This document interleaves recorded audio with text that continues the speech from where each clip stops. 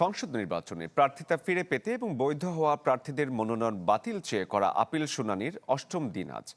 ক্রমানুযায়ী 511 থেকে 610 নম্বর আপিলের শুনানি করা হচ্ছে। সকাল থেকেই প্রার্থীরা নির্বাচন কমিশনে আসতে শুরু করেছেন।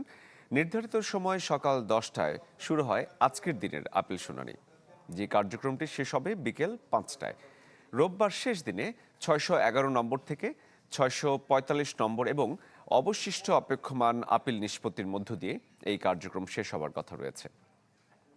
এবারের আসন্ন ত্রয়োদশ জাতীয় সংসদ নির্বাচনে মনোনয়নপত্র বাতিল এবং গ্রহণের সিদ্ধান্তের বিরুদ্ধে নির্বাচন কমিশনে মোট 645টি আপিল আবেদন জমা পড়ে। এছাড়া আজ সকালে কমিশনে এসেছিলেন বাংলাদেশ খেলাফত মজলিসের আমির মাওলানা মামুনুল হক।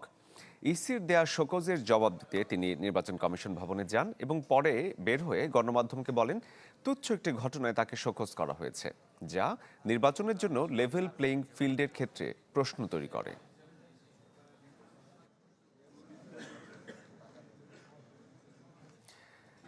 দর্শক, নির্বাচন কমিশনে রয়েছেন আমাদের সহকর্মী ইজাজ শমিক, তিনি আমাদের সাথে সরাসরি যুক্ত হয়েছেন। শমিক, আজকের দিনের যে আপিল কার্যক্রম সে বিষয়ে তো জানতে চাইবই, পাশাপাশি মাওলানা মামুনুল হক এসেছিলেন, তিনি আপনাদের সাথে কি কথা বললেন?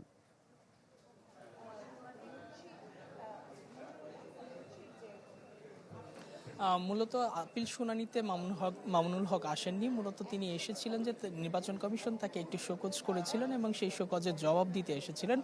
আচরণবিধি লঙ্ঘনের ইস্যুতে তাকে শোকজ করা হয়েছিল যে তিনি ভোটের প্রচারণা চালাচ্ছিলেন, কিন্তু আনুষ্ঠানিকভাবে 21 তারিখের আগে ভোটের প্রচারণা চালানোর কোনো সুযোগ নেই। তবে মামুনুল হক নির্বাচন কমিশনের কাছে সেই জবাব দিয়েছেন এবং জবাবের প্রেক্ষিতে পরবর্তীতে গণমাধ্যমে তিনি বলেছেন যে একটি সংবাদ প্রকাশের জের ধরে নির্বাচন কমিশন তাকে শোকজ করেছে, যার কোনো আসলে ভিত্তি ছিল না। তিনি ভোটের কোনো প্রচারণা চালাচ্ছিলেন না এবং এই ধরনের শোকজ করা আসলে আচরণবিধি লঙ্ঘন বলে তিনি আমাদের কাছে বলছিলেন। তবে আজকে সপ্তম দিনের মতো যে শুনানি চলছে, সেই শুনানিতে এখন পর্যন্ত যে 610 নম্বর আপিল পর্যন্ত শুনানি করা হচ্ছে 511 থেকে, তার মধ্যে আজকে শুনানির যে নিষ্পত্তির যে হার, সেটি আসলে কিছুটা ধীর গতি বলা চলে।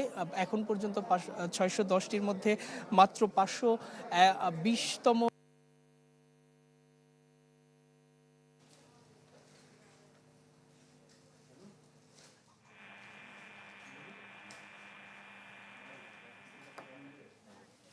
নির্বাচন কমিশন থেকে আমাদের সহকর্মী ইজাজ শমিক যুক্ত হয়েছিলেন এবং আজকের দিনের কার্যক্রম সম্পর্কে জানাচ্ছিলেন।